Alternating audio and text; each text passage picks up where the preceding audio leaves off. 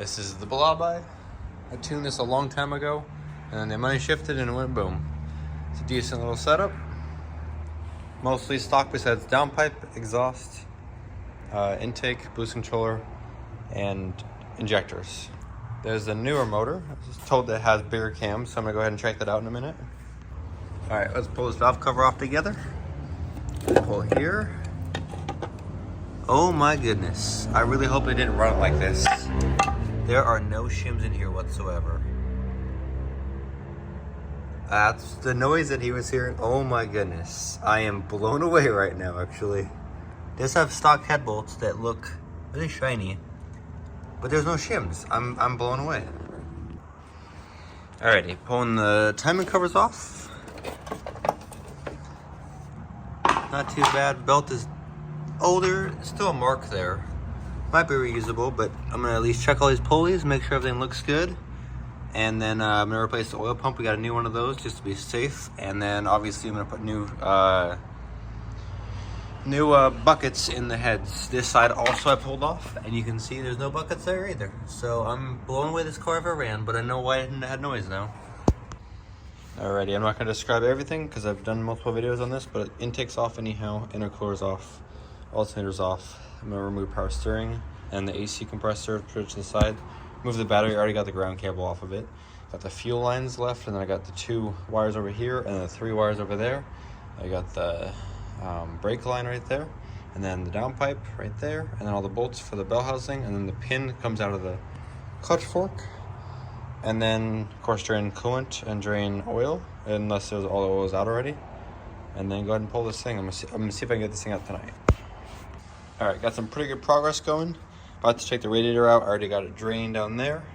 And this hose just needs to literally come off. There's that. Gotta get those 2 hoses off.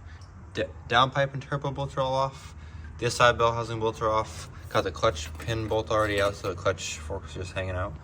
I have 1 bolt there, and then 1 bolt on the bottom, and maybe the nut on the bottom, and then motor mounts. And I believe this motor is out already. Just need to get the radiator out.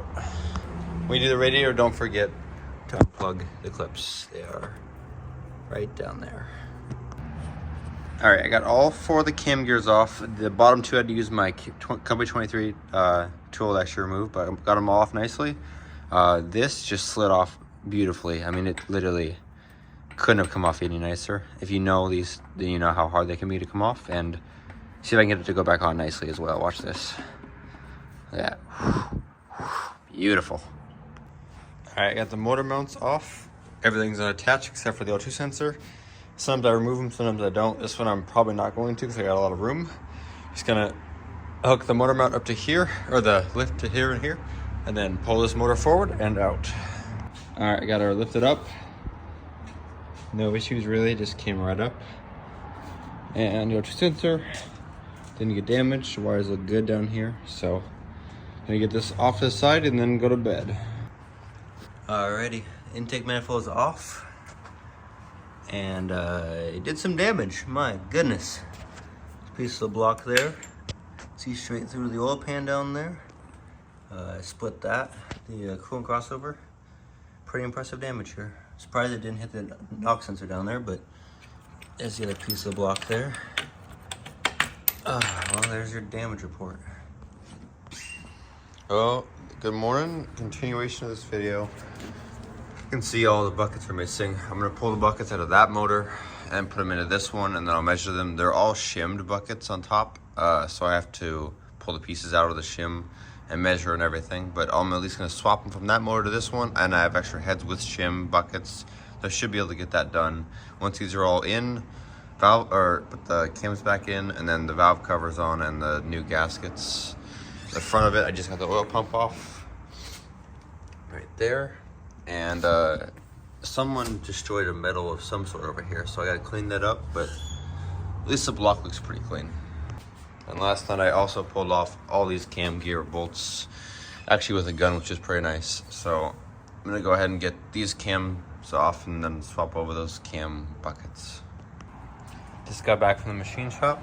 Got the flywheel resurfaced. Probably gonna get a new flywheel and new clutch. That block is almost unbuttoned. I just need to get the turbo off and the exhaust, and then get the cams and the shims out. Probably just gonna swap the shims on in this video, at least put them in, and then I'll probably end it. Well, last night I got all the shims measured. I need 4 new ones for this side. The tops on that intake are good, and the tops and bottoms for this intake and exhaust are all good.